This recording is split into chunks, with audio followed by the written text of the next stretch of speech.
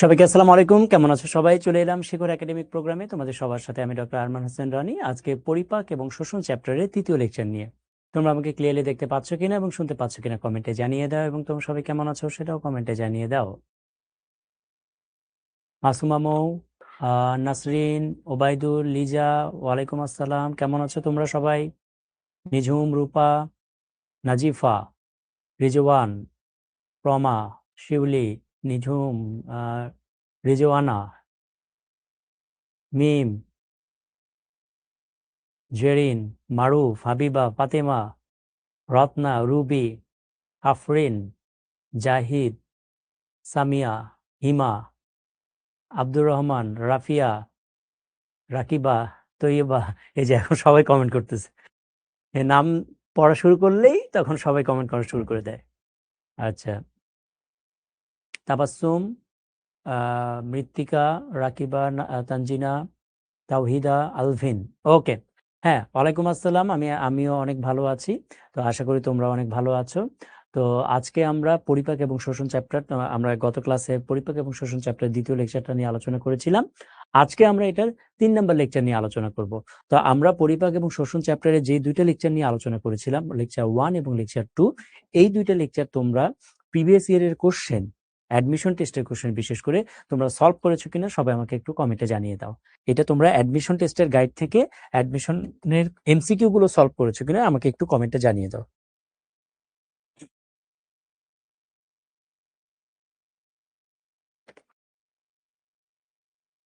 প্লাবন, বলো, কে কে সলভ করেছো আমি দেখি। চাঁদনি খাতুন, তারপর সুলাইমান।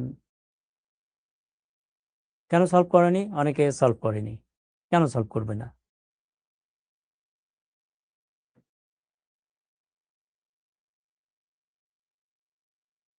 সিয়াম, শুধু নাম লিখলে হবে না, সলভ করেছো কিনা সেটার উত্তর দাও। রিডিং পড়েছে একজন, শুধু রিডিং, শুধু রিডিং পড়লে হবে না তো, এমসিকিউ সলভ করতে হবে। প্রিভিয়াস ইয়ারের কোশ্চেন, আমি বারবার তোমাদেরকে একটা কথাই বলি, যে তুমি যদি এখন থেকে প্রিভিয়াস ইয়ারের কোশ্চেন সলভ না করো তাহলে কিন্তু পরবর্তীতে তোমার অ্যাডমিশন টেস্টের সময় ঝামেলা হয়ে যাবে। হুম, এখন থেকে সলভ করো, সমস্যা কোথায়? একজন বলছে গাইড নেই, তো গাইড নেই, এটা তোমাকে ম্যানেজ করতে হবে না?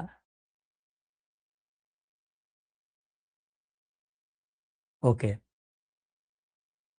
সৃজনশীলের জন্য কোনগুলো গুরুত্বপূর্ণ? গুরুত্বপূর্ণ কোশ্চেন চেনার একটাই উপায়, যেই টপিকসগুলো থেকে প্রিভিয়াস ইয়ারে বিগত বছরে বিভিন্ন বোর্ডে কোশ্চেন আসে, ওই টপিকসগুলোই গুরুত্বপূর্ণ। গুরুত্বপূর্ণ জিনিসটা তোমাকে খুঁজে বের করতে হবে। আমরা তো অবশ্যই হেল্প করব, কিন্তু তোমাকে খুঁজে বের করতে হবে। এখন একটা যেমন তুমি কোশ্চেন করলে যে সৃজনশীলের জন্য কোন কোশ্চেনগুলো গুরুত্বপূর্ণ, এখন গুরুত্বপূর্ণটা বুঝবে কিভাবে তুমি? যেই টপিকস থেকে প্রিভিয়াস ইয়ারে বিভিন্ন বোর্ডে কোশ্চেন আসে, সেই টপিকসটা তোমাদের জন্য ইম্পর্টেন্ট। বুঝতে পেরেছো? যেমন মনে করো যকৃত, যকৃত টপিকস থেকে বিগত বছরে বিভিন্ন বোর্ডে, ধরো 5টা বোর্ডে কোশ্চেন আসছে বিগত বছরে। আর একটা মনে করো অগ্নাশয়, অগ্নাশয় থেকে বিগত বছরে 2টা বোর্ডে কোশ্চেন আসছে। আর একটা মনে করো পরিপাক, পাকস্থলী, পাকস্থলী থেকে বিগত বছরে কোনো কোশ্চেন আসেনি। তাহলে আমি যদি বলি ইম্পর্টেন্সের দিক থেকে কোনটা সবচেয়ে বেশি ইম্পর্টেন্ট, যকৃত, যেহেতু এটা বিভিন্ন 5টা বোর্ডে বিগত বছর কোশ্চেন আসছে। তারপরে ইম্পর্টেন্ট কোনটা? তারপরে ইম্পর্টেন্ট হলো অগ্নাশয়, যেহেতু এটা 2টা বোর্ডে কোশ্চেন আসছে। বুঝতে পেরেছো বিষয়গুলো? হ্যাঁ সুরাইয়া, ক্লিয়ার জিনিসগুলো? হুম, তাহলে তোমাকে এভাবে করে কিন্তু মানে ইম্পর্টেন্স দিতে হবে এবং ইম্পর্টেন্ট টপিকসগুলো খুঁজে বের করতে হবে। এতে করে তোমার কনফিডেন্স বাড়বে। আমরা তো দিতেই পারি, আমি তো বলেই দিতে পারি, তাহলে তোমার তো কনফিডেন্স বাড়বে না তাতে। তুমি তো বুঝবে না যে এটা ইম্পর্টেন্ট, আমি বললাম দেখে ইম্পর্টেন্ট, ব্যাপারটা কি এরকম? ব্যাপারটা তো এরকম না, তোমাকে বের করতে হবে যে হ্যাঁ আসলেই এটা ইম্পর্টেন্ট। হুম, ওকে, ঠিক আছে। তো ঠিক আছে, তাহলে আমরা আজকে টপিকসটা দেখে নিই। আজকে আমরা পরিপাকে গ্রন্থির ভূমিকা, পরিপাক গ্রন্থির ভূমিকা কি কি রয়েছে, এর মধ্যে লালা গ্রন্থি, যকৃত, এই দুইটা টপিকস নিয়ে আলোচনা করব। লালা গ্রন্থি এবং যকৃত, এই দুইটা টপিকস নিয়ে আমরা আজকে মূলত আলোচনা করব। ওকে, আগের ক্লাস করনি, আজকের ক্লাস করলে বুঝবে কিনা? বুঝবে, আহ, বুঝতে পারবে, বাট না মানে খুব ক্লিয়ার বুঝতে পারবে না আগের ক্লাস যদি না করা হয়। আচ্ছা, একজন কোশ্চেন করেছে বায়োলজি নোট করা লাগবে কিনা। দেখো, আমরা যখন ক্লাস নিচ্ছি, বিশেষ করে আমি যখন ক্লাস নিচ্ছি, আমি কিন্তু ক্লাসের মধ্যেই লিখে এঁকে, হ্যাঁ, তারপরে তোমার মার্ক করে আমি কিন্তু দিয়ে দিচ্ছি, এবং পিডিএফটা কিন্তু তোমাদেরকে অ্যাপসের মধ্যে দেওয়া হয়ে থাকে, রাইট? তার মানে এটাই একটা নোট। তুমি আর নতুন করে কি বা নোট করবে? তো এই জন্য আমি মনে করি নোট করার খুব একটা দরকার নাই। তোমার যেটা মেইন কনসার্ন হওয়া উচিত সেটা হলো যে ক্লাসে পূর্ণ মনোযোগ দেওয়া উচিত, একেবারে মানে ফোকাস। কারণ তুমি যখন নোট করবে, নোট করতে গেলে কিন্তু তোমার মনোযোগ দেওয়া হয় না। তুমি নোট করবে নাকি আমার ক্লাসটা তুমি মনোযোগ দিয়ে দেখবে? এই জন্য আমার কাছে মনে হয় যে তুমি জাস্ট পূর্ণ মনোযোগটা ক্লাসে দাও, এটাই এনাফ। হুম, ওকে ওকে, ঠিক আছে। হ্যাঁ, শোষণ পড়াবো, এগুলো পরের লেকচার, এগুলো সব পরের লেকচার। হ্যাঁ, ওকে। তারা আসো পৌষ্টিক গ্রন্থি, বা আরেকটা নাম হলো পরিপাক গ্রন্থি। তাহলে পৌষ্টিক গ্রন্থি আরেকটা নাম কি? পৌষ্টিক গ্রন্থি আরেকটা নাম হলো পরিপাক গ্রন্থি। হ্যাঁ, এটাকে আমরা আরেকটা নামে ডাকতে পারি, সেটা হলো কি? পরিপাক গ্রন্থি বা পরিপাক গ্রন্থি। পরিপাক পরিপাক গ্রন্থি। আমরা গত ক্লাসে বলেছিলাম পৌষ্টিকতন্ত্রকে দুইটা হেডলাইনে ভাগ করা যায়। একটা হলো পৌষ্টিক নালী বা পরিপাক নালী, আর একটা হলো পৌষ্টিক গ্রন্থি বা পরিপাক গ্রন্থি। আমরা পৌষ্টিক নালী পড়েছি, তাই না? মুখ ছিদ্র থেকে শুরু করে পায়ু ছিদ্র পর্যন্ত বিস্তৃত। আর পৌষ্টিক নালী বা পরিপাক পৌষ্টিক গ্রন্থি বা পরিপাক গ্রন্থি হলো এই 5 ধরনের। কি কি? লালা গ্রন্থি, যকৃত, অগ্নাশয়, গ্যাস্ট্রিক গ্রন্থি এবং আন্ত্রিক গ্রন্থি। এই 5 ধরনের পৌষ্টিক গ্রন্থি বা পরিপাক গ্রন্থি পাওয়া যায়। তো পরীক্ষার কোশ্চেন কিভাবে আসতে পারে? যে নিচের কোনটি পৌষ্টিক গ্রন্থি নয়, নিচের কোনটি পৌষ্টিক গ্রন্থি, এভাবে করে পরীক্ষার কোশ্চেন আসতে পারে। ঠিক আছে? এর মধ্যে লালা গ্রন্থি কোথায় থাকে? মুখের মধ্যে থাকে। যকৃত কোথায় থাকে? ডান সাইডে থাকে, না? অগ্নাশয় কোথায় থাকে? এটা বাম সাইডে থাকে। গ্যাস্ট্রিক গ্রন্থি কোথায় থাকে? পাকস্থলী যে থাকে, পাকস্থলীর মধ্যে যে গ্রন্থিগুলো থাকে সেটাকে আমরা বলি গ্যাস্ট্রিক গ্রন্থি। আর আন্ত্রিক গ্রন্থি কোথায় থাকে? ক্ষুদ্রান্তে, বৃহদান্তে থাকে আন্ত্রিক গ্রন্থি। ঠিক আছে? তো আজকে আমরা যেটা পড়বো, আজকে আমরা এই প্রথম 2টা সম্পর্কে আলোচনা করব। হ্যাঁ, এই যে এই 2টা সম্পর্কে আমরা আজকে আলোচনা করব, লালা গ্রন্থি এবং যকৃত।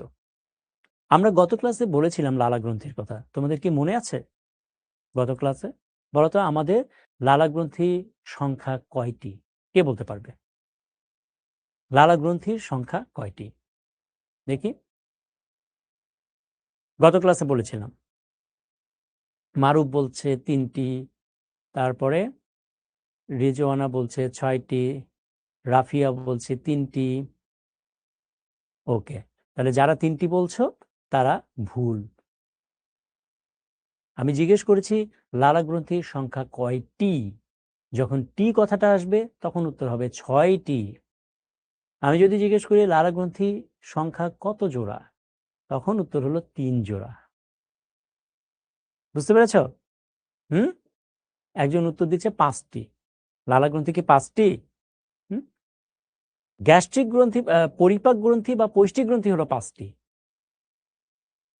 আর লালা গ্রন্থি 3 জোড়া বা 6টি। তাহলে আমাদের 3 জোড়া বা 6টি লালা গ্রন্থি থাকে, এবং এই লালা গ্রন্থিগুলো বিভিন্ন জায়গায় অবস্থান করে। যেমন কানের 2 পাশে লালা গ্রন্থি থাকে, এটাকে বলছি আমরা প্যারোটিড গ্রন্থি। হুম, তারপরে হলো এই যে চোয়াল, এই চোয়ালের নিচে 2 সাইডে লালা গ্রন্থি থাকে, এটাকে বলছি আমরা সাবম্যান্ডিবুলার গ্রন্থি। আর জিহ্বার 2 পাশে লালা গ্রন্থি থেকে, এটাকে বলছি আমরা সাবলিঙ্গুয়াল গ্রন্থি। তাহলে আমরা যদি এই ছবিটা দেখি তাহলে আমরা একটা আইডিয়া পাবো। লালা গ্রন্থি দেখো, এই ছবিটা দেখলে আমরা একটা আইডিয়া পাবো লালা গ্রন্থিগুলো কোথায় কোথায় থাকে। তাহলে দেখো, এই যে এই যে এই যে প্যারোটিড গ্রন্থি। ওকে, এই যে দিস ইজ প্যারোটিড গ্রন্থি। হ্যাঁ, এই জিনিসটা হলো প্যারোটিড গ্রন্থি, এই যে এটা। তাহলে কোথায় আছে? কানের এই পাশে এবং ওই পাশে। ঠিক আছে? আচ্ছা, তারপর কি? সাবম্যান্ডিবুলার গ্রন্থি। সাবম্যান্ডিবুলার গ্রন্থির নাম কেন? কারণ এটা ম্যান্ডিবল বা চোয়ালের নিচে থাকে, এই জন্য এটার নাম হলো সাবম্যান্ডিবুলার গ্রন্থি। এই যে সাবম্যান্ডিবুলার গ্রন্থি। ওকে, তাহলে এই যে এই গ্রন্থিটা হলো সাবম্যান্ডিবুলার গ্রন্থি। ওকে, এই যে এখানে এই যে গ্রন্থিটা দেখতে পাচ্ছ, এটার নাম হলো সাবম্যান্ডিবুলার। ম্যান্ডিবল মানে হলো চোয়াল। ঠিক আছে? ওকে, আর জিহ্বার নিচে যেটা থাকে, এই যে এখানে দেখতে পাচ্ছ, এই যে এটা জিহ্বার নিচে, এই যে এটা তো জিহ্বা, রাইট? এটা তো জিহ্বা মানুষের। এই জিহ্বার নিচে যেটা দেখতে পাচ্ছ, এটাকে বলছি আমরা সাব লিঙ্গুয়াল গ্রন্থি। সাব লিঙ্গুয়াল গ্রন্থি। লিঙ্গুয়া মানে হলো জিহ্বা। ওকে, এখন এই 3 জোড়া লালা গ্রন্থির মধ্যে সবচেয়ে বড় হলো এই প্যারোটিড গ্রন্থি। তাহলে এটাও একটা এমসিকিউ পরীক্ষার জন্য, যে প্যারোটিড গ্রন্থি এটা হলো সবচেয়ে বড়। তাহলে সবচেয়ে বড় লালা গ্রন্থির নাম কি? প্যারোটিড গ্রন্থি, সবচেয়ে বড়। ঠিক আছে, এবং এই প্যারোটিড গ্রন্থি, দেখো এই যে গ্রন্থি, এই গ্রন্থি থেকে একটা নালী বের হয়ে আসে, এটাকে বলা হয় প্যারোটিড গ্রন্থির নালী। এই যে দেখো একটা নালী বের হয়ে আসছে না, এই যে গ্রন্থি থেকে দেখো একটা নালী বের হয়ে আসছে, রাইট? এই যে একটা নালী বের হয়ে আসছে। তাহলে এই যে যে নালীটা বের হয়ে এসছে গ্রন্থি থেকে, এই নালীটা কোথায় উন্মুক্ত হয়, এটা পরীক্ষার জন্য খুবই ইম্পর্টেন্ট একটা কথা। এই নালীটা উন্মুক্ত হয় হলো ঊর্ধ্ব দ্বিতীয় মোলার টিতের বিপরীতে। এই কথাটা একটু মনে রাখতে হবে। হ্যাঁ, তাহলে দেখো দ্বিতীয় ঊর্ধ্ব মোলার দাঁতের বিপরীতে এটা উন্মুক্ত হয়। তাহলে প্যারোটিড গ্রন্থির নালী কোথায় উন্মুক্ত হয়, এই কথাটা পরীক্ষার জন্য ভেরি ভেরি ইম্পর্টেন্ট। আচ্ছা, এখন এই যে প্যারোটিড গ্রন্থির কথা বলছি, এই প্যারোটিড গ্রন্থি যদি কোনো ইনফেকশনের কারণে যদি এখানে কোনো ইনফেকশন হয় প্যারোটিড গ্রন্থিতে, তাহলে এই প্যারোটিড গ্রন্থিটা ফুলে যায়। প্যারোটিড গ্রন্থি যদি ইনফেকশন হওয়ার ফলে ফুলে যায়, তখন এই অবস্থাটাকে আমরা বলি মামস। তখন এই অবস্থাটাকে আমরা বলি মামস। তাহলে প্যারোটিড গ্রন্থির ইনফেকশনকে কি বলে? মামস বলে। ওকে, বুঝতে পেরেছো? তাহলে এই হলো তোমার লালা গ্রন্থি সম্পর্কিত কথাবার্তা। ঠিক আছে, ওকে।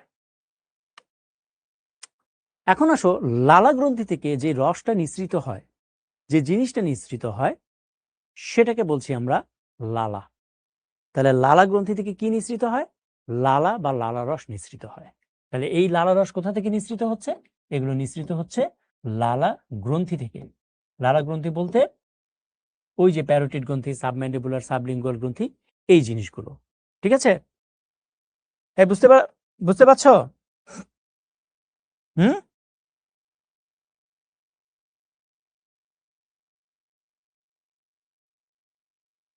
ভাইরাস না, মামসে ব্যাকটেরিয়া না, মামস হলো ভাইরাস। ভাইরাস দিয়ে যদি ইনফেকশন হয় তখন ওটাকে বলছি আমরা মামস। হ্যাঁ, ওকে। তাহলে লালা গ্রন্থি থেকে নিঃসৃত যে রস তাকে বলা হয় লালা রস বা লালা।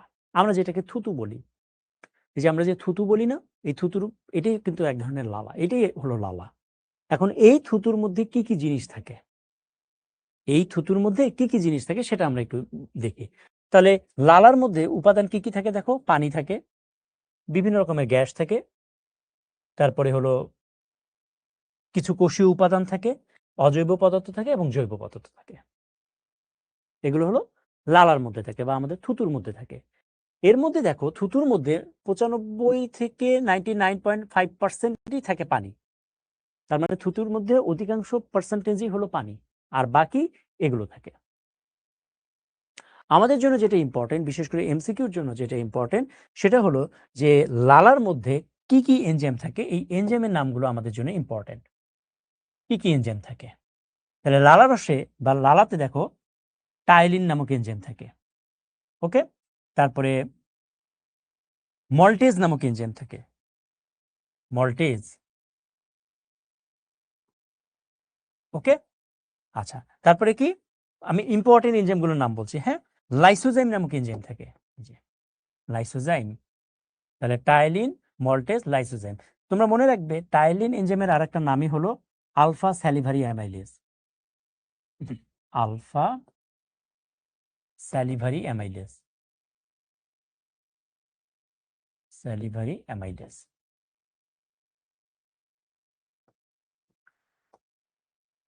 ওকে, তাহলে টাইলিন এনজাইমের আরেকটা নামই হলো আলফা স্যালিভারি অ্যামাইলেজ। এখন তোমরা কি আমাকে বলতে পারবে এই টাইলিন এবং মল্টেজ, এই এনজাইমগুলো এটা কি ধরনের খাবার পরিপাক করতে সাহায্য করে? কে কে বলতে পারবে দেখি?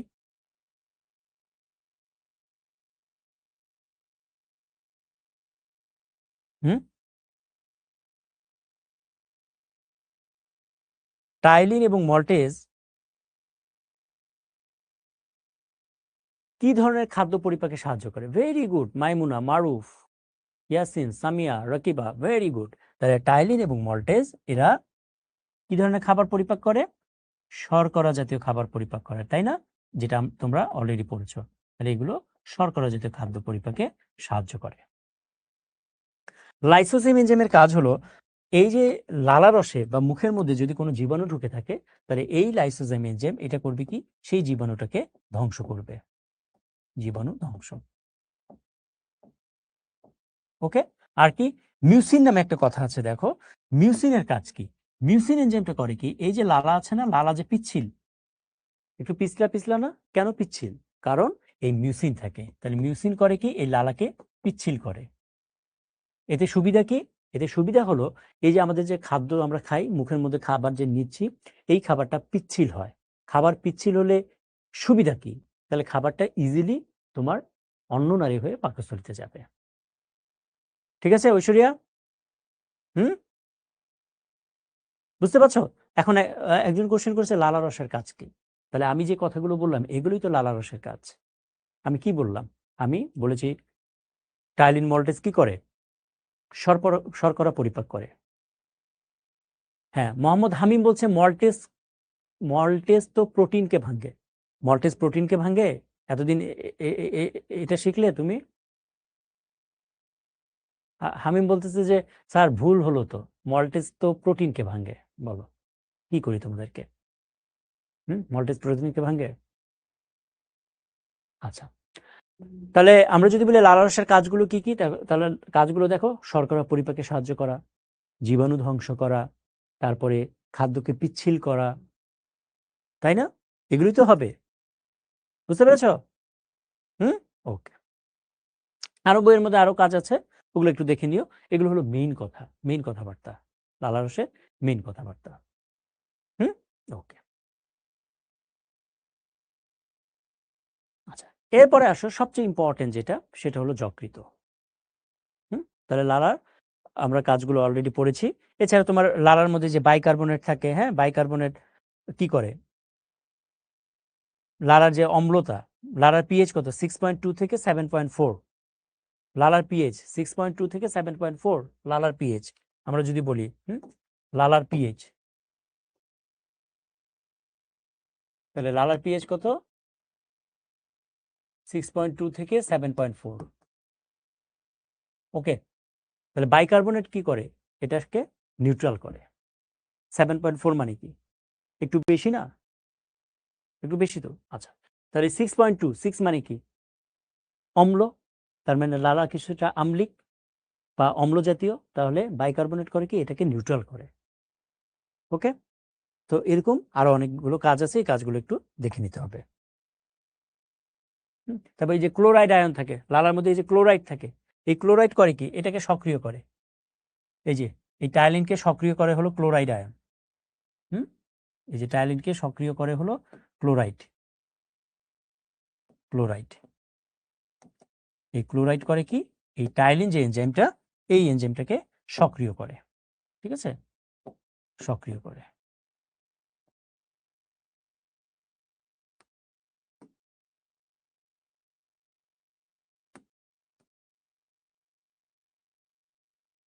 ওকে, তাহলে এই কাজগুলো একটু দেখে নিতে হবে।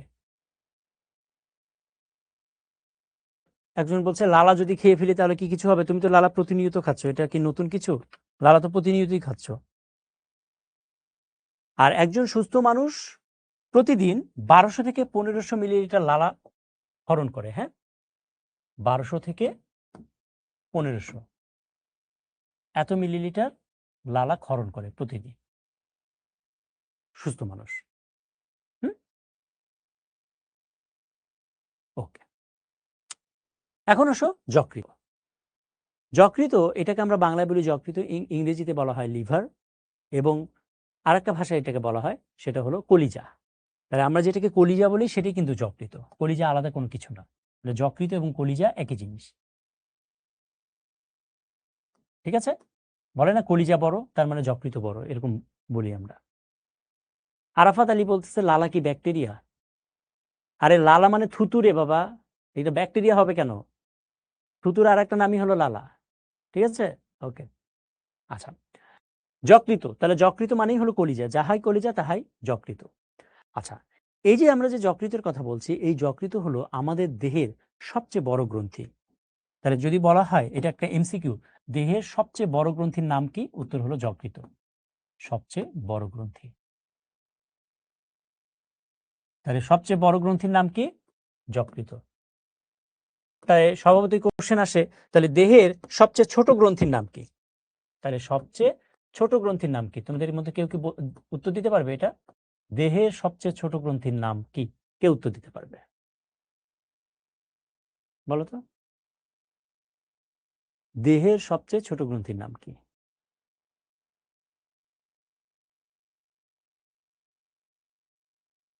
মৃত্তিকা, ভেরি গুড। ফাইমা, জান্নাতুল,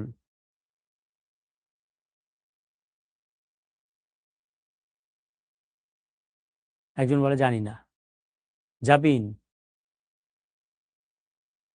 নুসরাত, নুরা,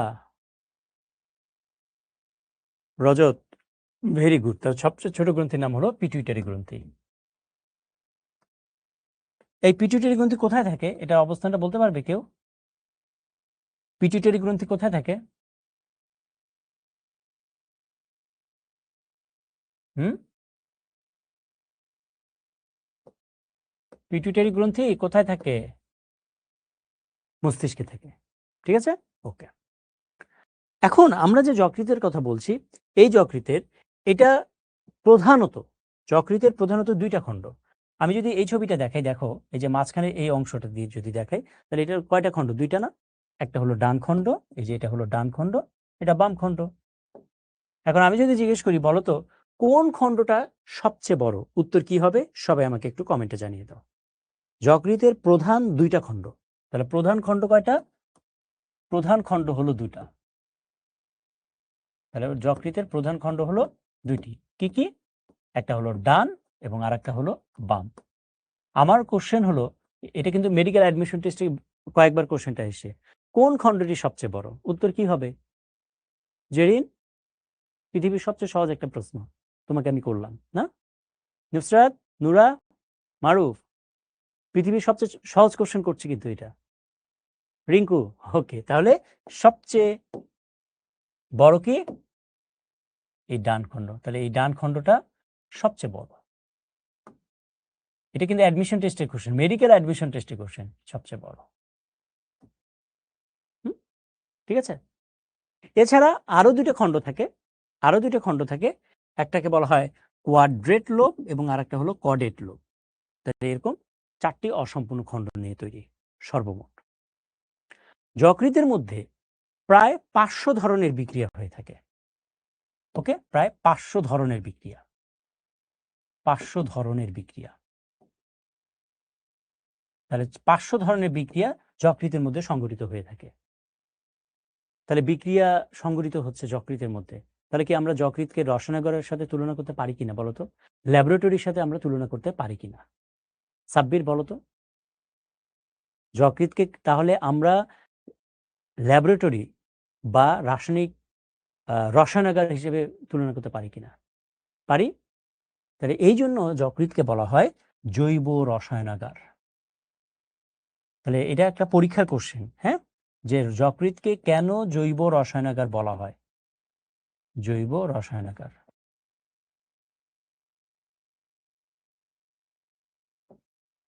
বা ল্যাবরেটরি কেন বলা হয়? তাহলে এখন উত্তর দিতে পারবে কিনা তোমরা? উত্তর দিতে পারবে? বলো। দেওয়া যাবে? দেওয়া যাবে। এবং আরেকটা জিনিস দেখো, যকৃতের নিচে এরকম পোটলার মতো একটা জিনিস আছে না? এই যে পোটলা, সবুজ কালারের, এই পোটলাটার নাম কি? কেউ বলতে পারবে আমাকে?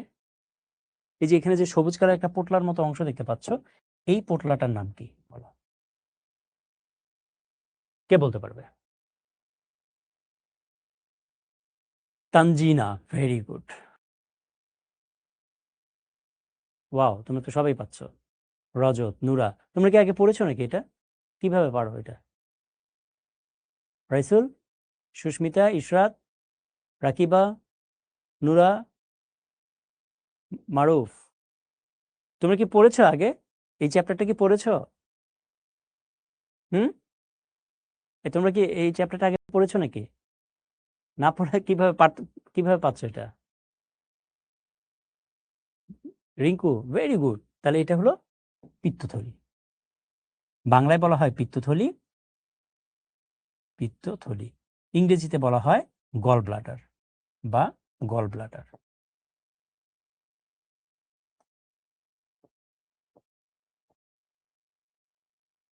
ঠিক আছে? তাহলে এখন আমি একটা কোশ্চেন করি, যদি তোমাকে দেখো অ্যাডমিশন টেস্টের কোশ্চেন করি। পিত্তথলি এটা যকৃতের কোথায় থাকে? ডান খণ্ডে নাকি বাম খণ্ডে? এটা আরেকটা পৃথিবীর সহজ কোশ্চেন। পিত্তথলি যকৃতের কোথায় থাকে? ডান খণ্ডে নাকি বাম খণ্ডে থাকে বলো এখন। ক্লাস 10-এ আমি পড়িয়েছিলাম, আবার আমি তোমাকে জিজ্ঞেস করছি, দেখছো? ওকে, বলো। পৃথিবীর সবচেয়ে সহজ কোশ্চেন ধরতেছি তোমাকে আমি। পিত্তথলি কোথায় থাকে, ডান খণ্ডে নাকি বাম খণ্ডে?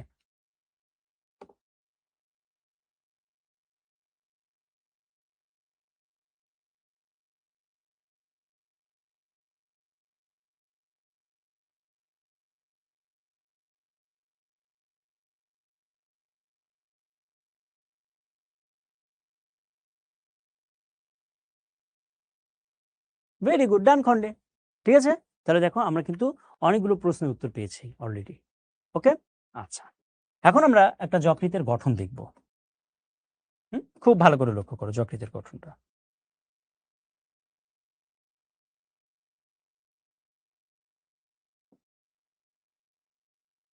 ওকে, এটা হলো একটা যকৃত। আচ্ছা, যকৃতের চারপাশে একটা আবরণ থাকে। ওকে, আমি কি বললাম? যকৃতের চারপাশে একটা আবরণ থাকে। তাহলে যকৃতের চারপাশে যে আবরণটা থাকে, এই আবরণটার নাম হলো গ্লিসন্স ক্যাপসুল। তাহলে আমি যদি বলি যকৃত কোন আবরণ দিয়ে আবৃত করা থাকে, উত্তর কি হবে? সবাই আমাকে কমেন্টে জানিয়ে দাও। যকৃত কোন আবরণ দিয়ে আবৃত করা থাকে, এটার উত্তর কি হবে? সবাই আমাকে কমেন্টে জানিয়ে দাও। বলো বলো। এই মারুফ, প্লুরা। যকৃতের আবরণের নাম প্লুরা, মাইর দেবো।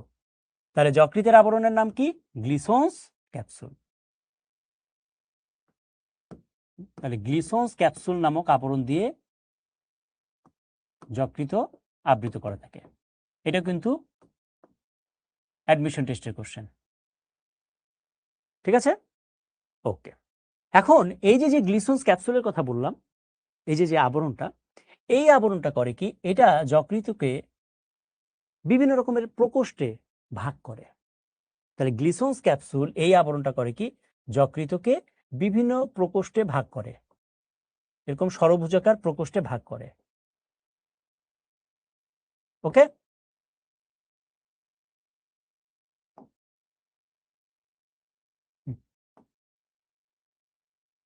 তাহলে গ্লিসন্স ক্যাপসুল এটা যকৃতকে এরকম ষড়ভুজাকার প্রকোষ্ঠে ভাগ করে। ক্লিয়ার?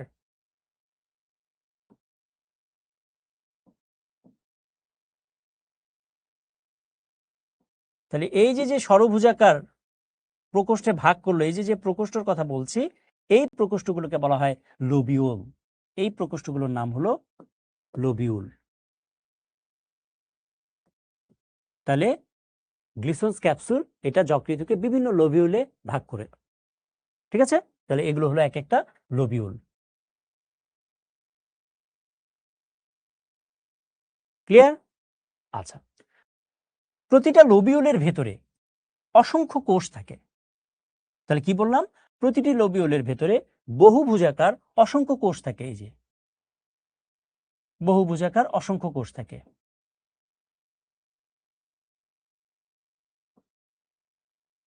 ওকে, ক্লিয়ার?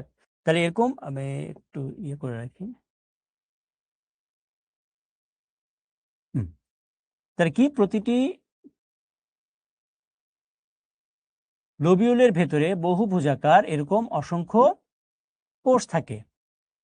তাহলে এই যে বহুভুজাকার অসংখ্য যে কোষ, এই কোষগুলোকে বলা হয় হেপাটোসাইট। এই কোষগুলোর নাম হলো হেপাটোসাইট।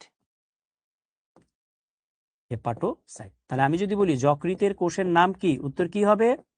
হেপাটোসাইট। বা হেপাটিক কোষ। ঠিক আছে, ক্লিয়ার? আচ্ছা, এবং এই হেপাটোসাইট বা হেপাটিক কোষগুলোর মাঝখানে মাঝখানে দেখো ফাঁকা জায়গা আছে, এই যে ফাঁকা জায়গা, ফাঁকা জায়গা, ফাঁকা জায়গা, ফাঁকা জায়গা, ফাঁকা জায়গা আছে কি না? আছে। আচ্ছা, এই ফাঁকা জায়গাগুলোকে বলা হয় সাইনুসয়েড। এই ফাঁকা জায়গাগুলোর নাম হলো সাইনুসয়েড। তাহলে ফাঁকা জায়গাগুলোর নাম হলো সাইনুসয়েড। সাইনুসয়েড, ওকে। এবং এই ফাঁকা জায়গাগুলোতে আরেক ধরনের কোষ থাকে, এই ফাঁকা জায়গাগুলোতে আরেক ধরনের কোষ থাকে, এই হলো সেই কোষ, মনে করো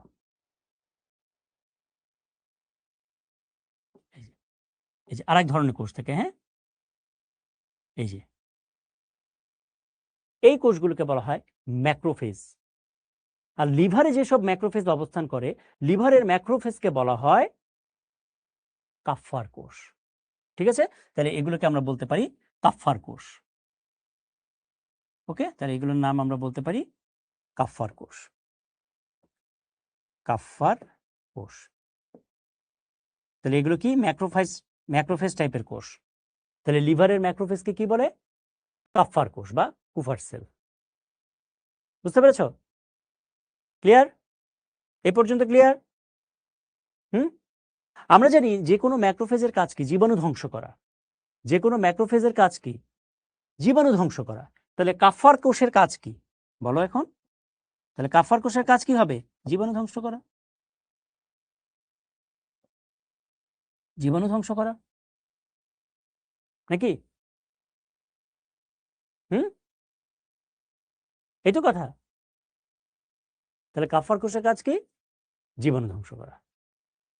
তাহলে এই পর্যন্ত বুঝতে পেরেছো কিনা আমাকে বলো? এই পর্যন্ত তোমরা ক্লিয়ার কিনা?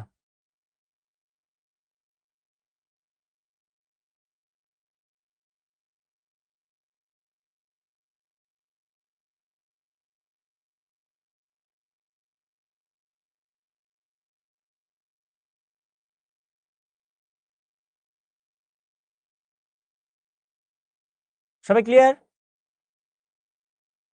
বলো।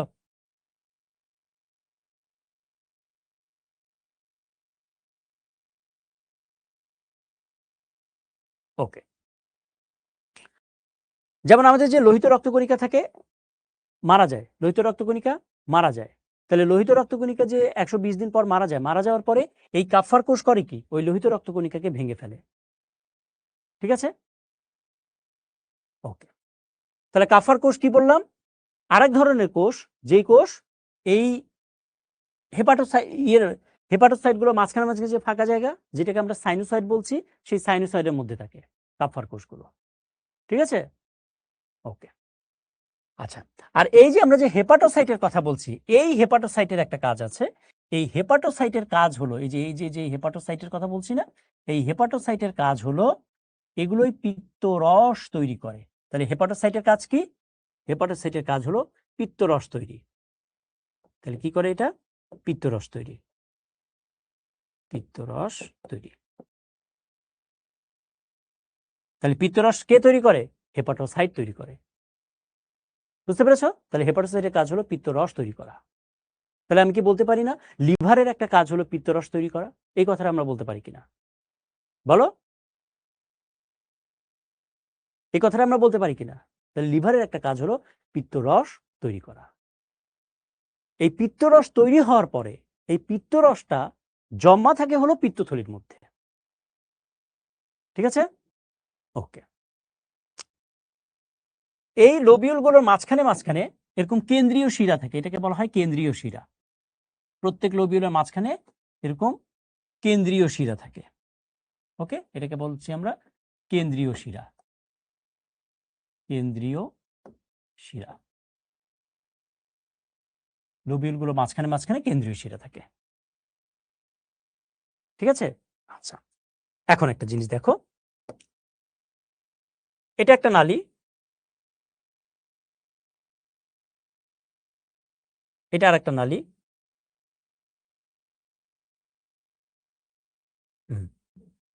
জিনিসটা বোঝো। তাহলে আমি কি এটা এটা কি বাম খণ্ডের মধ্যে আছে না, তার মানে এটাকে আমি বলতে পারি বাম, এই জিনিসটার নাম হলো বাম যকৃত নালী। আর এটা যেহেতু ডান খণ্ডের দিকে আছে, এটাকে আমরা বলতে পারি ডান যকৃত নালী, ডান যকৃত নালী। এই ডান এবং বাম যকৃত নালী একসাথে মিলে যে নালীটা তৈরি করে এটাকে বলা হয় অভিন্ন যকৃত নালী। এটার নাম হলো অভিন্ন যকৃত নালী, অভিন্ন যকৃত নালী। ওকে, দেন এই অভিন্ন যকৃত নালী এটা কি হয় আমি বলছি তোমাকে। এটা একটা নালী তৈরি করে, এটাকে বলা হয় সিস্টিক নালী। এই যে সিস্টিক, এই নালীটার নাম হলো সিস্টিক নালী। এটা কার সাথে যুক্ত থাকে?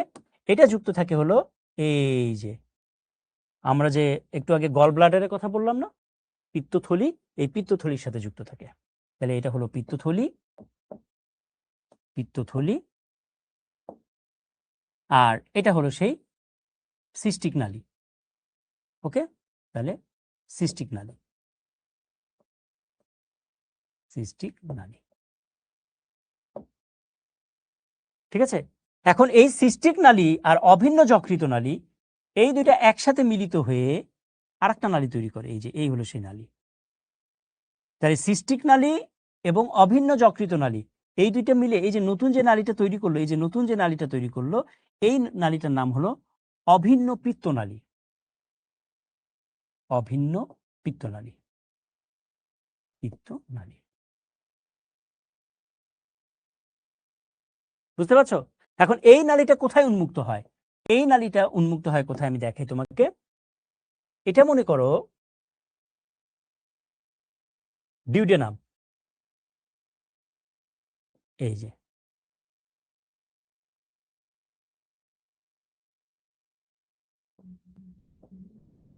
এই যে এটা মনে করো ডিউডেনাম, তাহলে ডিউডেনামে উন্মুক্ত হয়।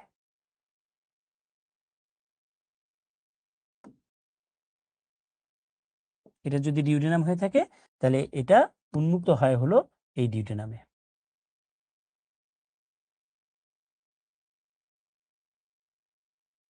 কিভাবে উন্মুক্ত হয়? এদিক দিয়ে অগ্নাশয় নালী আসে, আমরা পরবর্তীতে পড়বো। এদিক দিয়ে অগ্নাশয় নালী আসে, এই অগ্নাশয় নালী এসে অ্যাম্পুল অফ ভ্যাটার হয়ে এই যে ডিউডেনামে এসে উন্মুক্ত হলো, এই যে ডিউডেনামে এসে উন্মুক্ত হলো। ঠিক আছে, তাহলে ডিউডেনামে উন্মুক্ত হয়, এই কথাটা মনে রাখতে হবে। তাহলে এটার নাম হলো ডিউডেনাম, ডিউডেনাম। তাহলে এই যে পিত্তথলির মধ্যে যে কি তৈরি হয় বলতো? এই যে এখানে কি হেপাটোসাইটগুলো কি তৈরি করে? পিত্তরস তৈরি করে না? তাহলে এই পিত্তরসটা তৈরি হওয়ার পরে এই পিত্তরসগুলো কোথায় যাবে? এই যে ডান যকৃত নালী এবং বাম যকৃত নালী দিয়ে, অভিন্ন যকৃত নালী দিয়ে, তারপর কোথায় থাকবে? এই পিত্তথলিতে এসে জমা থাকবে। তাহলে পিত্তরস তৈরি হয় হলো হেপাটোসাইটে, আর পিত্তরস জমা থাকে হলো পিত্তথলিতে। ঠিক আছে ওবায়দুল, বুঝতে পেরেছো? তাহলে আমি যদি বলি পিত্তথলিতে কি থাকে? পিত্তরস থাকে। পিত্তথলির কাজ কি? পিত্তরস জমা রাখা। বুঝতে পেরেছো সবাই? তাহলে পিত্তরস জমা রাখা হলো পিত্তথলির কাজ। ক্লিয়ার? এবং প্রয়োজন অনুযায়ী এই পিত্তথলি যখন সংকুচিত হয় তখন এই পিত্তথলিটা বের হয়, বের হয়ে এই যে অভিন্ন পিত্তনালী দিয়ে যায়, গিয়ে তারপর কোথায় যায়? কোথায় যায়? এই যে ডিউডেনামে এসে পিত্তথলি, পিত্তরসটা ডিউডেনামে চলে আসে। তোমরা কি আমাকে বলতে পারবে কোন খাবার খেলে পিত্তরস খাবারকে ভেঙে ছোট ছোট টুকরাতে পরিণত করে? বলো তো, কোন খাবারকে পিত্তরস ছোট ছোট টুকরাতে পরিণত করে? বলো বলো, কোন জাতীয় খাবার? শর্করা, আমিষ নাকি চর্বি? ভেরি গুড তানজিনা, চর্বি জাতীয় খাবার, তাই না? তাহলে চর্বি জাতীয় খাবারকে পিত্তরস কি করে? ভেঙে ছোট ছোট টুকরাতে পরিণত করে। এই প্রক্রিয়াকে কি বলে? ইমালসিফিকেশন। আমরা গত ক্লাসে বলেছিলাম। তার মানে তুমি যখন চর্বি জাতীয় খাবার খাচ্ছ, এই চর্বি জাতীয় খাবারটা যখন ডিউডেনামে আসছে তখন এই পিত্তথলি থেকে পিত্তরসটা বের হয়ে এই চর্বি জাতীয় খাবারটাকে ভেঙে ছোট ছোট টুকরাতে পরিণত করে। এখন পিত্তরসের মধ্যে কি থাকে? পিত্তরসে বিভিন্ন রকমের উপাদান থাকে। পিত্তরসে বিভিন্ন রকমের উপাদান থাকে। কি থাকে? যেমন পিত্তরসে লবণ থাকে, পিত্তরসে লবণ থাকে, এটাকে বলছি আমরা পিত্ত লবণ। পিত্ত লবণ, সোডিয়াম টারকোলেট, সোডিয়াম গ্লাইকোকোলেট, হ্যাঁ, এগুলো নাম। সোডিয়াম টারকোলেট আর হলো সোডিয়াম গ্লাইকোকোলেট, বিভিন্ন লবণ থাকে। হ্যাঁ, তারপর বিভিন্ন রকমের রঞ্জক পদার্থ থাকে, পিত্ত লবণ, হ্যাঁ, রঞ্জক পদার্থ, রঞ্জক পদার্থ থাকে। তারপর কোলেস্টেরল থাকে, ওকে, কোলেস্টেরল থাকে।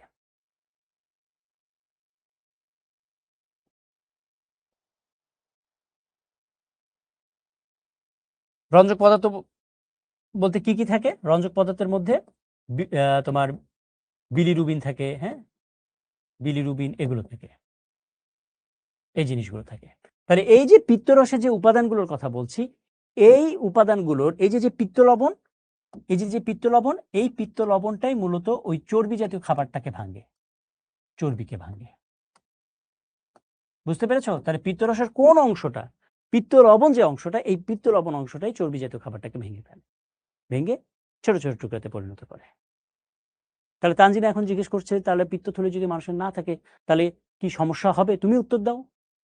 পিত্তথলি যদি না থাকে তাহলে কি হবে? পিত্ত রসটা জমা থাকতে পারবে না, তাহলে সরাসরি কি হবে? এই যে পিত্তরস, এই পিত্তরসটা সরাসরি এদিক দিয়ে এদিক দিয়ে এদিক দিয়ে এদিক দিয়ে চর্বি জাতীয় খাবারটাকে ভাঙবে। কিন্তু যেহেতু জমা থাকতেছে না, সেক্ষেত্রে তার চর্বি জাতীয় খাবার হজম করতে সমস্যা হবে। বুঝতে পেরেছ? বলো, এই জিনিসগুলো ক্লিয়ার কিনা বলো। তানজিনা বুঝতে পেরেছ? এবং দেখবে এই যে যেমন তানজিনা বলছে আমার আম্মুর পিত্তথলি নেই, তার মানে তার পিত্তথলি অপারেশন করা হয়েছে। এবং তোমার আম্মুকে জিজ্ঞেস করো, ডাক্তার বলেছে যে আপনি চর্বি জাতীয় খাবার, তেল জাতীয় খাবার কম খাবেন। জিজ্ঞেস করো, এখনই জিজ্ঞেস করো, দেখবে এটা বলেছে। বলেছে? হুম, ওকে। এই বুঝতে পেরেছ? ক্লিয়ার তোমরা? এবং পিত্তরসে কোনো এনজাইম থাকে না, এই কথাটা একটু মনে রাখতে হবে। পিত্তরসে কোনো এনজাইম থাকে না, কোনো এনজাইম থাকে না। হ্যাঁ, পিত্তরসে এনজাইম থাকে না।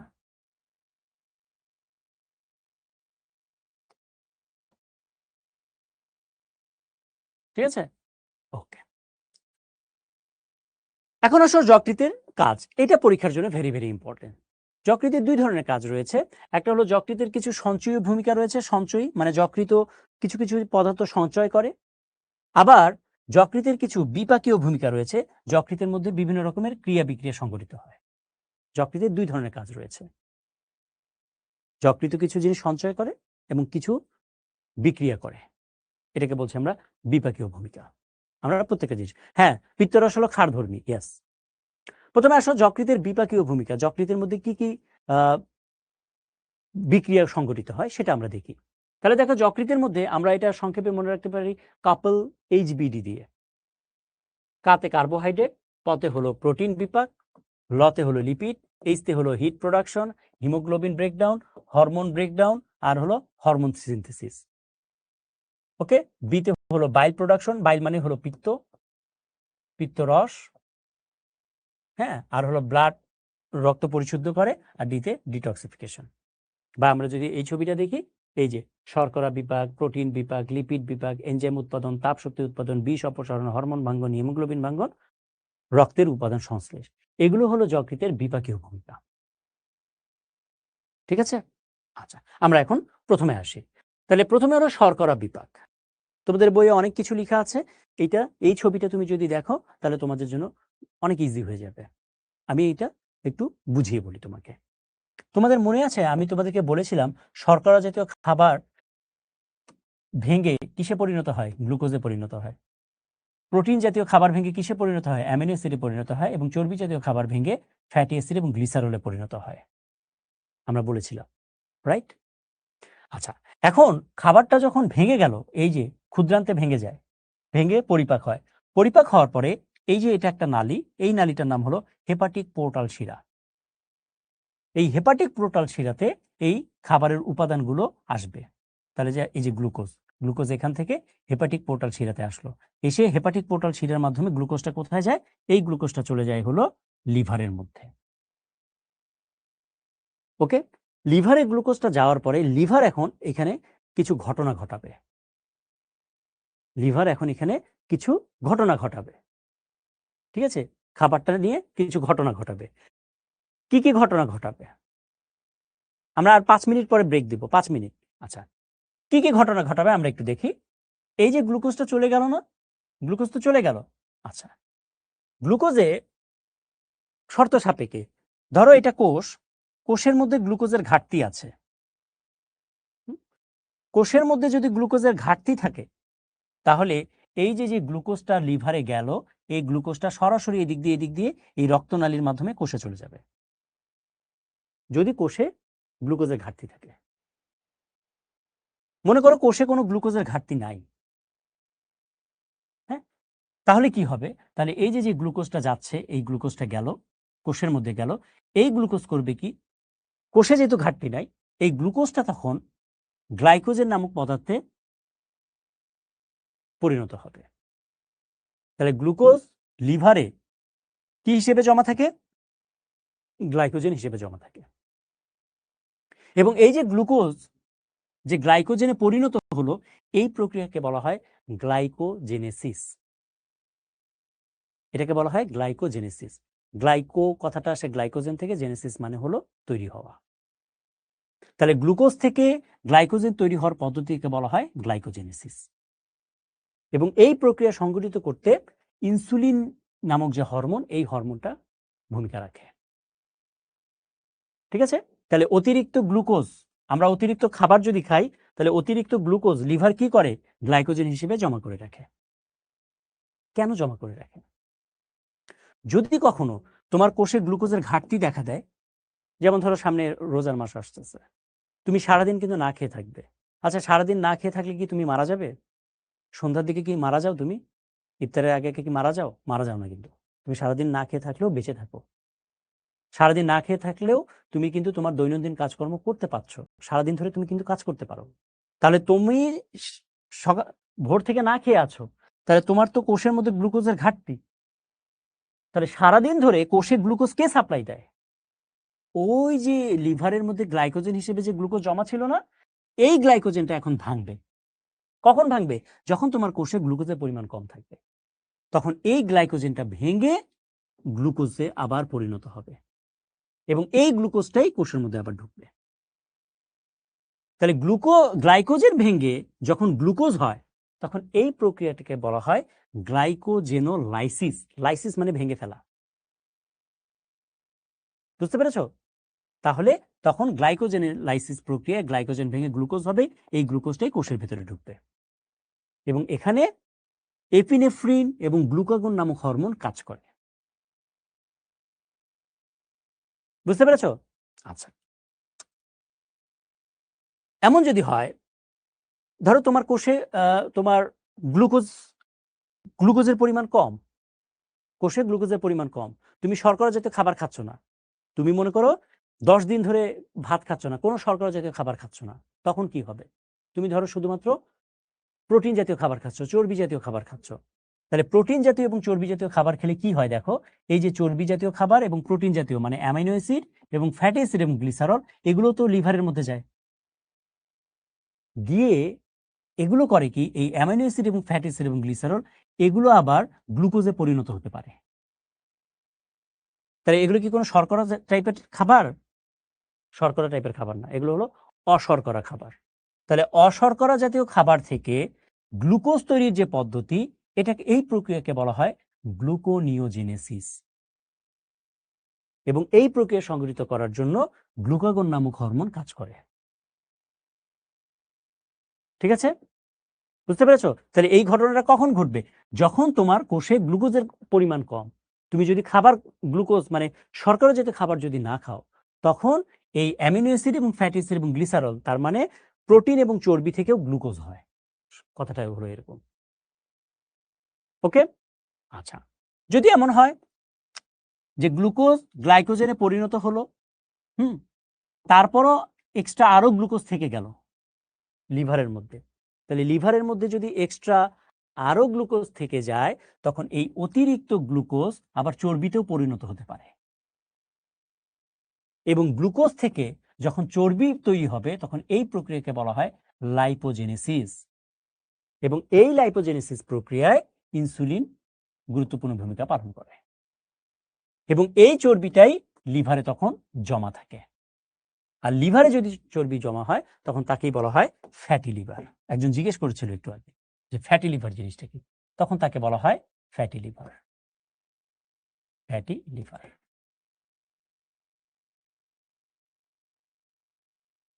ঠিক আছে, তাহলে এটাই হলো শর্করাজাত খাবারের পরিপাক লিভারে।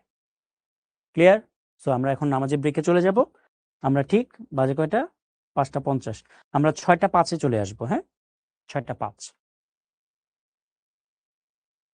তাহলে 6:05।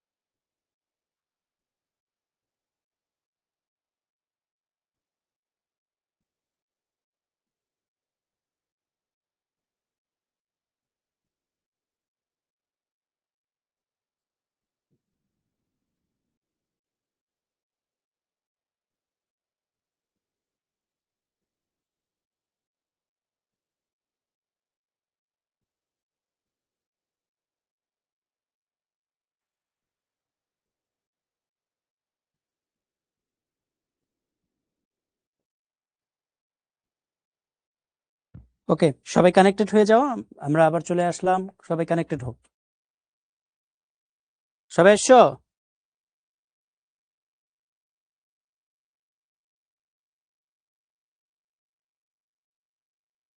ওকে, ঠিক আছে।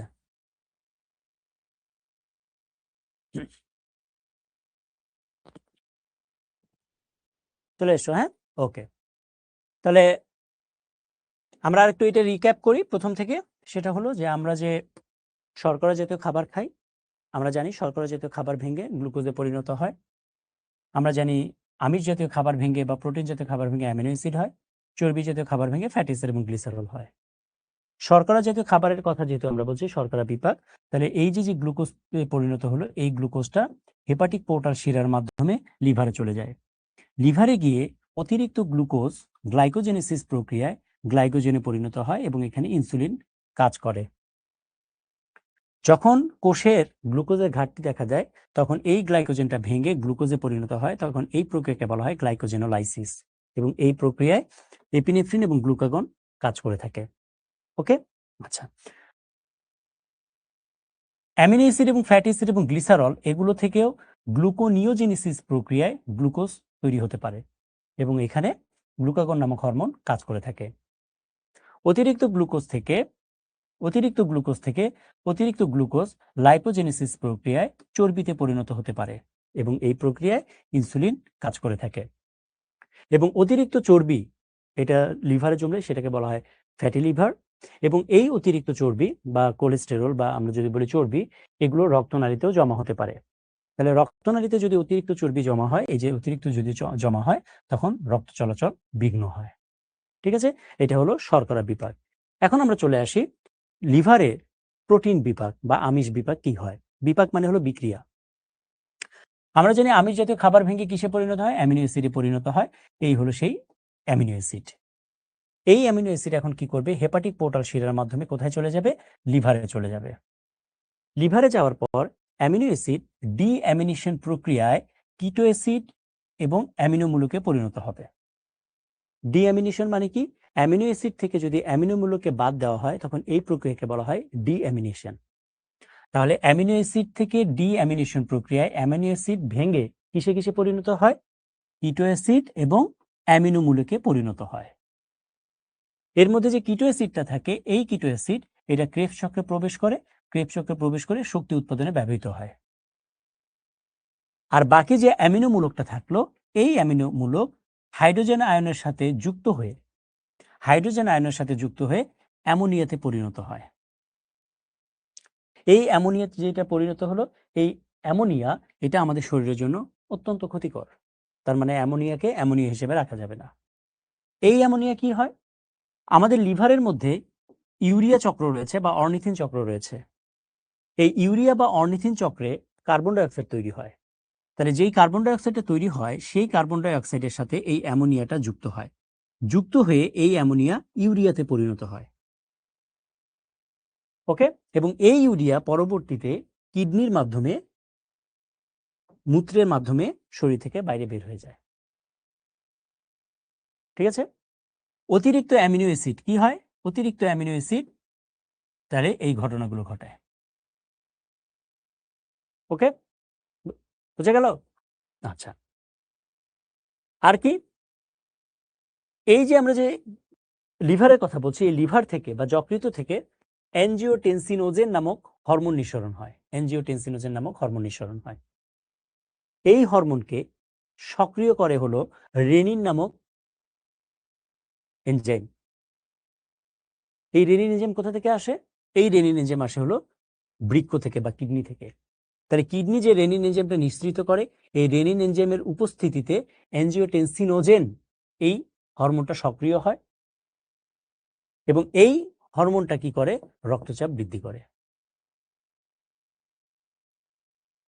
ঠিক আছে, তাহলে এই কথাবার্তাগুলোই দেখবা তোমাদের বইয়ের মধ্যে লেখা আছে। এটা হলো প্রোটিন বিপাক।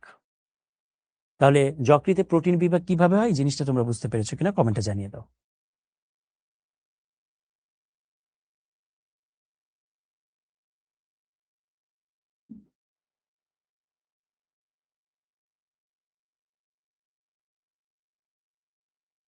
সবাই ক্লিয়ার কিনা? মাসুমা, বই এখন তুমি পড়লে সব বুঝতে পারবে। এই ছবিটাই গুরুত্বপূর্ণ। ছবি ছাড়া তুমি যদি বই পড়ো কিছুই বুঝতে পারবে না। ঠিক আছে? ওকে, ভেরি গুড। তাহলে দেখো এগুলো কিন্তু অতিরিক্ত অ্যামিনো অ্যাসিডের ঘটনা। হ্যাঁ, নর্মালি হবে কি, নর্মালি অ্যামিনো অ্যাসিড গুলো সরাসরি কোষের মধ্যে চলে যাবে, কিন্তু অতিরিক্ত অ্যামিনো অ্যাসিড যদি থাকে তখন অ্যামিনো অ্যাসিডে এই ঘটনাগুলো ঘটবে।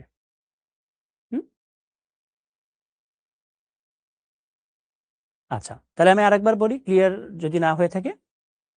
আমিষ জাতীয় বা প্রোটিন জাতীয় খাবার ভেঙে অ্যামিনো অ্যাসিডে পরিণত হয়। এই অ্যামিনো অ্যাসিডগুলো হেপাটিক পোর্টাল শিরার মাধ্যমে লিভারে চলে যায়। লিভারে গিয়ে এই অ্যামিনো অ্যাসিড ডিঅ্যামিনেশন প্রক্রিয়ায় ভেঙে কিটো অ্যাসিড এবং অ্যামিনো মূলকে পরিণত হয়। কিটো অ্যাসিড ক্রেব চক্রে প্রবেশ করে শক্তি উৎপাদনে ব্যবহৃত হয়। আর এই যে অ্যামিনো মূলক থাকলো, এই অ্যামিনো মূলকটা হাইড্রোজেন আয়নের সাথে যুক্ত হয়, যুক্ত হয়ে অ্যামোনিয়াতে পরিণত হয়। অ্যামোনিয়া আমাদের শরীরের জন্য ক্ষতিকর। এই জন্য অ্যামোনিয়াকে এখন ইউরিয়াতে পরিণত হতে হবে। ইউরিয়াতে পরিণত হওয়ার জন্য লিভারের মধ্যে অর্নিথিন চক্র বা ইউরিয়া চক্র থাকে। এই ইউরিয়া চক্রে কার্বন ডাইঅক্সাইড তৈরি হয়। এই কার্বন ডাইঅক্সাইডের উপস্থিতিতে অ্যামোনিয়া আর কার্বন ডাইঅক্সাইড বিক্রিয়া করে ইউরিয়াতে পরিণত হয়।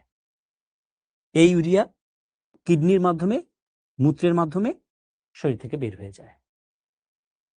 ওকে, আরেকটা কথা বলেছি, সেটা হলো লিভার থেকে বা যকৃত থেকে অ্যাঞ্জিওটেনসিনোজেন নামক হরমোন নিঃসরণ হয়।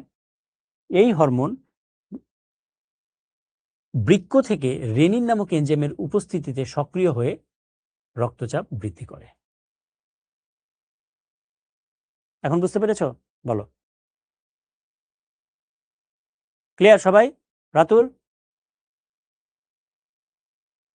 এখন ক্লিয়ার? আগেরটা ছিল শর্করা বিপাক, আর এটা হলো প্রোটিন বিপাক বা আমিষ বিপাক। ওকে, এখন আসো চর্বি বিপাক কিভাবে হচ্ছে। চর্বি বিপাক আমরা জানি চর্বি জাতীয় খাবার ভেঙে ফ্যাটি অ্যাসিড এবং গ্লিসারলে পরিণত হয়। তাহলে এই ফ্যাটি অ্যাসিড এবং গ্লিসারল হেপাটিক পোর্টাল শিরার মাধ্যমে লিভারে চলে যায়। লিভারে গিয়ে এই ফ্যাটি অ্যাসিড এবং গ্লিসারল সরাসরি কোষের মধ্যে চলে যেতে পারে, অথবা অতিরিক্ত ফ্যাটি অ্যাসিড এবং গ্লিসারল সেটা চর্বিতে পরিণত হয়ে যেতে পারে, এবং এই চর্বি লিভারের মধ্যে জমা হয়ে যেতে পারে, যেটাকে আমরা বলি ফ্যাটি লিভার। এছাড়া অ্যামিনো অ্যাসিড এবং গ্লুকোজ থেকেও চর্বিতে পরিণত হতে পারে। তার মানে আমাদের শরীরে যদি অতিরিক্ত অ্যামিনো অ্যাসিড তৈরি হয় বা তুমি যদি প্রোটিন জাতীয় খাবারও বেশি বেশি খাও, তাহলেও তোমার শরীরে চর্বির পরিমাণ বেড়ে যেতে পারে। তুমি যদি শর্করা জাতীয় খাবার বেশি খাও, তাহলে কিন্তু চর্বি জাতীয় খাবার বা চর্বি তোমার শরীরে জমে যেতে পারে। ইভেন চর্বি জাতীয় খাবার খেলে তো চর্বি জমবে, এটা স্বাভাবিক। ঠিক আছে, এটা হলো লিভারের কি লিপিড জাতীয় পরিপাক। তাহলে লিপিড বিপাক, তাহলে লিভারে লিপিড বিপাক কিভাবে হয়? এই যে এইভাবে করে। ক্লিয়ার? জি না, গ্লাইকোজেন চর্বি হিসেবে জমা থাকে না। গ্লাইকোজেন কোনো চর্বি না। ওকে, এই বুঝতে পেরেছো? আচ্ছা, এখন আসলে যকৃতে তোমার দ্রুত ভেঙে যায় দুইটা হরমোন, একটা হলো এটি দিয়ে মনে রাখি, অ্যালডোস্টেরন এবং টেস্টোস্টেরন। এই দুইটা হরমোন খুব দ্রুত ভেঙে যায়। ওকে, এখন আসলে লোহিত রক্তকণিকা ভাঙ্গন প্রক্রিয়া। যকৃতের মধ্যে লোহিত রক্তকণিকা ভেঙে যায়। আমরা বলেছিলাম যে লোহিত রক্তকণিকা যকৃতের মধ্যে কাফার সেল থাকে বা কাফার কোষ থাকে। মনে করো এই হলো সেই কাফার কোষ। আমি যদি একটা কাফার কোষ দেখাই, মনে করো এই হলো সেই কাফার কোষ, এটা হলো মনে করো সেই কাফার কোষ। তাহলে এটা হলো একটা কাফার কোষ। এখন এটা যদি কাফার কোষ হয়, লোহিত রক্তকণিকা 120 দিন পর পর মারা যায়। তাহলে এটা মনে করো সেই লোহিত রক্তকণিকা যেটা 120 দিন পর পর মারা গেল। এখন এই লোহিত রক্তকণিকা মারা যাওয়ার পরে এটা চলে যায় কোথায়? কাফার কোষের পেটে। কাফার কোষের পেটে চলে যায়। এখন কাফার কোষ করে কি? এই লোহিত রক্তকণিকাটাকে ভাঙে। কিভাবে ভাঙে? আমরা জানি লোহিত রক্তকণিকার মধ্যে কি থাকে? হিমোগ্লোবিন থাকে। তাহলে এই হলো সেই হিমোগ্লোবিন। তাহলে হিমোগ্লোবিন, হিম যোগ গ্লোবিন, তাহলে হিমোগ্লোবিন দুইটা পদার্থ দিয়ে তৈরি। একটা হলো হিম দিয়ে তৈরি এবং আর একটা হলো গ্লোবিন দিয়ে তৈরি। এর মধ্যে গ্লোবিন যে অংশটা, এটা হলো প্রোটিন তৈরিতে ব্যবহার হয়, পরবর্তীতে ব্যবহার হয়ে যায়। আর হিম যে অংশটা, এটা ভেঙে দুইটা পদার্থে পরিণত হয়, একটা হলো আয়রন এবং আরেকটা হলো বিলিভার্ডিন। এই বিলিভার্ডিনটা পরবর্তীতে বিলিরুবিনে পরিণত হয়। আর এই যে আমরা যে আয়রনের কথা বলছি, এই আয়রনটা লিভারের মধ্যে জমা থাকে ফেরিটিন হিসেবে। তাহলে এটাও একটা এমসিকিউ যে আয়রন লিভারে কি হিসেবে জমা থাকে, তাহলে উত্তর হলো ফেরিটিন হিসেবে। ঠিক আছে, এভাবে করে লোহিত রক্তকণিকা ভেঙে যায় হলো লিভারের মধ্যে, লিভারের কাফার সেলের মধ্যে। ঠিক আছে, ক্লিয়ার? বুঝতে পেরেছো কিনা? সবাইকে বুঝতে পেরেছো? ওকে, এখন আসলে লিভারের কিছু সঞ্চয়ী ভূমিকা আছে। সঞ্চয়ী ভূমিকা তার মানে লিভার কিছু কিছু জিনিস সঞ্চয় করে থাকে। কি কি সঞ্চয় করে থাকে? দেখো, একটা হলো পিত্তরস সঞ্চয় করে থাকে, আমরা পড়েছি একটু আগে, পিত্তরস সঞ্চয় করে থাকে। আর কি? চর্বি এবং অ্যামিনো অ্যাসিড সঞ্চয় করে থাকে, তাই না? আমরা দেখেছি বিপাক যখন পড়েছি। গ্লাইকোজেন সঞ্চয় করে থাকে। তাহলে গ্লুকোজ কি হিসেবে লিভারে জমা থাকে? উত্তর হলো গ্লাইকোজেন হিসেবে। রক্ত সঞ্চয় করে থাকে লিভারের মধ্যে। এই যে আমরা যে হেপাটিক পোর্টাল শিরা বলেছি না, হেপাটিক পোর্টাল শিরা কিন্তু এই রক্ত সঞ্চয়ের কাজ করে থাকে। তাহলে লিভারের কোন অংশটা? হেপাটিক পোর্টাল শিরা। ঠিক আছে, প্রায় 1500 ঘন সেন্টিমিটার রক্ত সঞ্চয় করতে পারে। 1500 ঘন সেন্টিমিটার, 1500 ঘন সেন্টিমিটার। তাহলে 1500 ঘন সেন্টিমিটার রক্ত সঞ্চয় করতে পারে হলো ওই হেপাটিক পোর্টাল শিরা। ওকে, আচ্ছা। তাহলে দেখো, যকৃতের সঞ্চয় ভূমিকার মধ্যে গ্লাইকোজেন সঞ্চয় আমরা বলেছি অলরেডি। তারপরে রক্ত সঞ্চয় প্রায় 1500 ঘন সেন্টিমিটার রক্ত সঞ্চয় করতে পারে। আর আরেকটা হলো ভিটামিন সঞ্চয়। লিভার কি কি ভিটামিন সঞ্চয় করে? এগুলো কিন্তু এমসিকিউর জন্য ইম্পর্টেন্ট, বোথ তোমার এমসিকিউ এবং সিকিউ কোশ্চেনের জন্য, দুইটার জন্যই এগুলো ইম্পর্টেন্ট। তাহলে দেখো, স্নেহে দ্রবণীয় ভিটামিন বা চর্বিতে দ্রবণীয় ভিটামিন যেই চারটা আছে, vitamin A, vitamin D, vitamin E, vitamin K. Okay, এই ভিটামিনগুলো লিভার সঞ্চয় করতে পারে।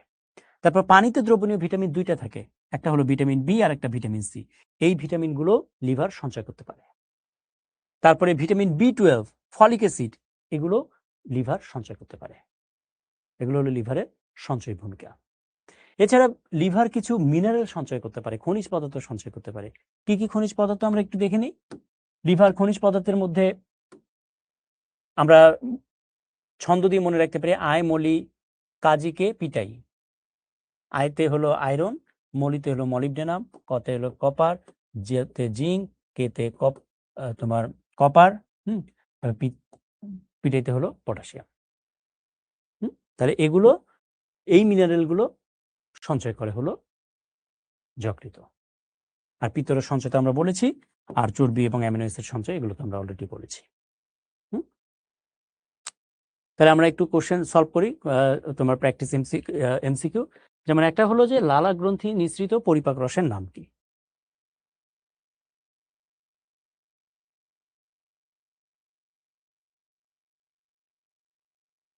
পোল কোশ্চেন, হ্যাঁ।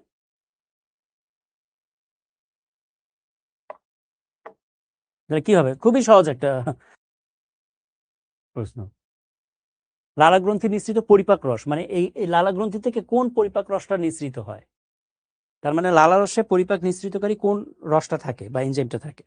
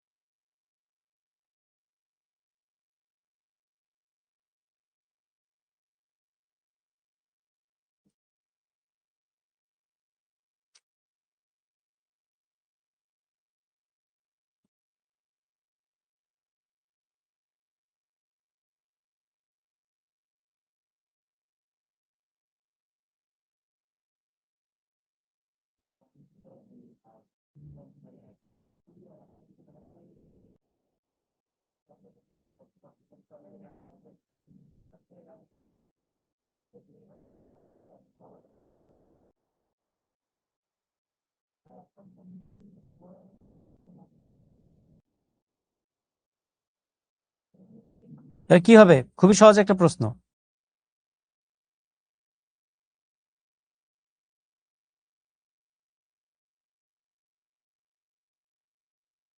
তাহলে কি হবে? টায়ালিন, তাই না? নুরা, আলভিন, ইমামউদ্দিন, রাতুল, আর কে? সাবরিন, মারিয়া, সাইদ নূর, আব্দুল্লাহ আল আমিন। ওকে, ঠিক আছে। পরের কোশ্চেন, শর্করা যকৃতে কি হিসেবে সঞ্চিত থাকে?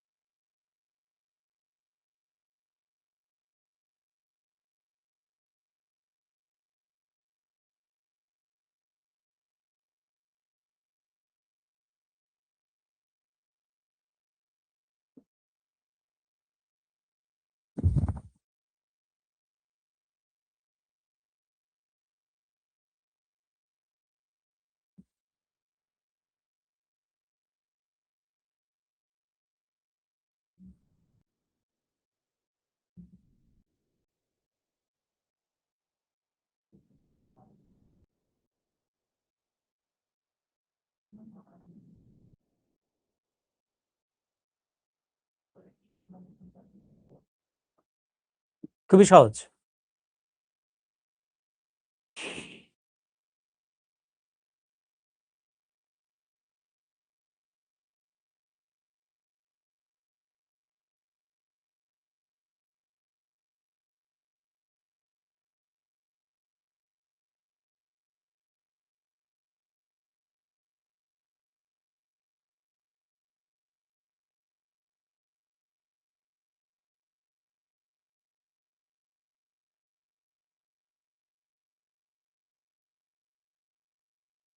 তাহলে কি হবে? খুবই সহজ না? গ্লাইকোজেন রূপে, রাইট? নুরা, মুহিব, মারুফা, আলভিন, মুহিদুল, মাইশা, ইমাম, জোবায়ের, সাবরিন, ইয়াসিন। ওকে, আচ্ছা। মানবদেহের সবচেয়ে বড় গ্রন্থির কাজ কি? এটার উত্তর দাও। সবগুলোই সহজ কিন্তু, বাট ইম্পর্টেন্ট।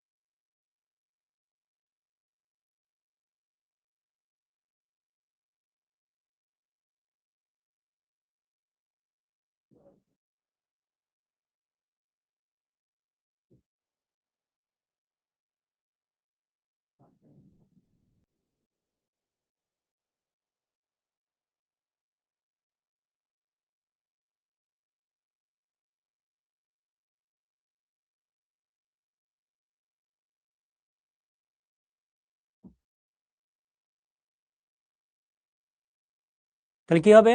Very good. তাহলে ভিটামিন সঞ্চয় করা, বিষ অপসারণ করা, তাই না? এনজাইম তো আর তৈরি করে না। ওকে, সঠিক উত্তর দিয়েছে তানজিনা। তানজিনা, দিব্য, আদনান, ফারিয়া, অনামিকা, তারপরে হলো ডিএমসি ড্রিমার, সাকিবুল, মাসুমা মৌ, ইরফান, রিঙ্কু, নাফিসা। ওকে, ঠিক আছে। তাহলে কোশ্চেনগুলো দেখো, খুবই সহজ না? সহজ কোশ্চেন কিন্তু ইম্পর্টেন্ট কোশ্চেন, হ্যাঁ? সহজ বাট ইম্পর্টেন্ট।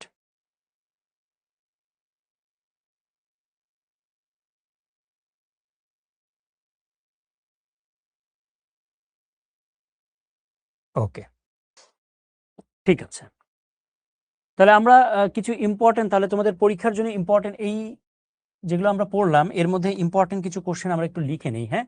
এই কোশ্চেনগুলো তোমরা ভালো করে পড়বে, হ্যাঁ? কিছু কোশ্চেন। আচ্ছা, তাহলে এই টপিক থেকে কি কি কোশ্চেন আসতে পারে? তাহলে 1 নম্বর কোশ্চেন, হ্যাঁ? যকৃতকে জৈব রসনাগার কেন বলা হয়?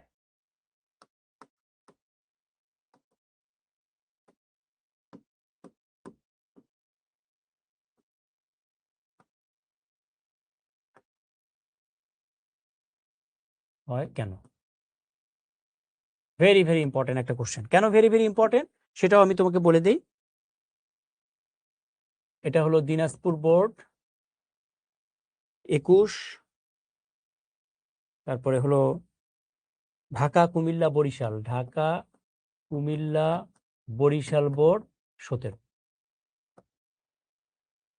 এগুলোতে আসছে। হ্যাঁ, তারপর 2 নম্বর কোশ্চেন, পৌষ্টিক গ্রন্থি কি? পৌষ্টিক গ্রন্থি কি? ওকে, তাহলে এটা আসছে যশোর 21, যশোর বোর্ড 21। ওকে, 3 নম্বর কোশ্চেন, গ্লুকোনিওজেনেসিস কি? পারবে না এটা? গ্লুকোনিওজেনেসিস কি?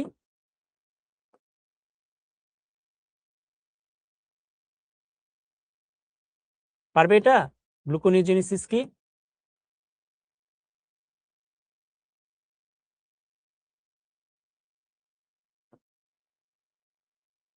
ওকে, 4 নাম্বার, বিপাকীয় ও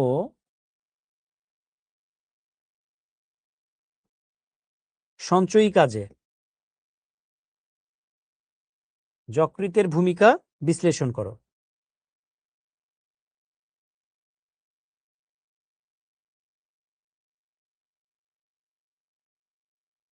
ভেরি ভেরি ইম্পর্টেন্ট, এটা very very important.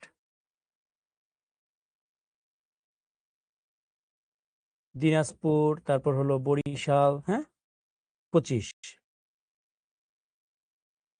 Comilla Barishal Chittagong Jessore, Comilla Barishal Chittagong Jessore board, এগুলোতে আসছে 23 সালে।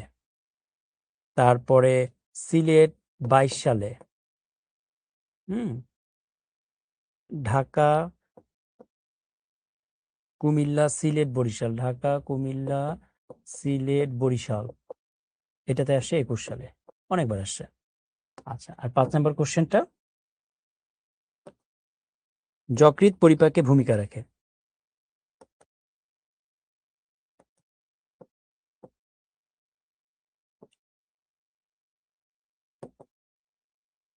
ভূমিকা রাখে, বিশ্লেষণ করো।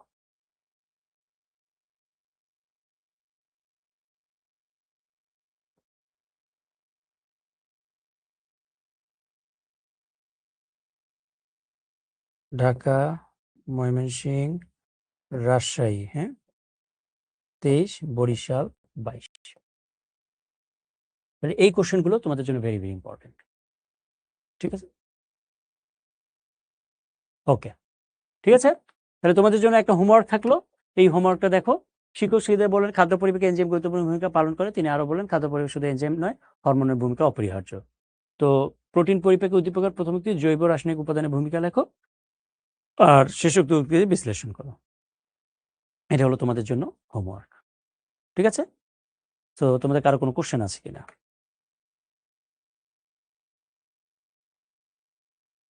ওকে, পারা যাবে, ঠিক আছে। তাহলে ঠিক আছে, তাহলে আমাদের আজকের ক্লাসের সময়ও শেষ হয়ে গিয়েছে। তো যদি কোশ্চেন না থাকে তাহলে, লিভারকে ফ্যাটি লিভার বলে না, লিভারের মধ্যে চর্বি জমলে ওইটাকে বলা হয় ফ্যাটি লিভার। হ্যাঁ, ওকে, তো ঠিক আছে, সবাইকে অসংখ্য ধন্যবাদ জানিয়ে আজকের ক্লাসটা আমরা এখানেই শেষ করছি। তো তোমরা সবাই ভালো থেকো, সুস্থ থেকো, আল্লাহ হাফেজ সবাইকে।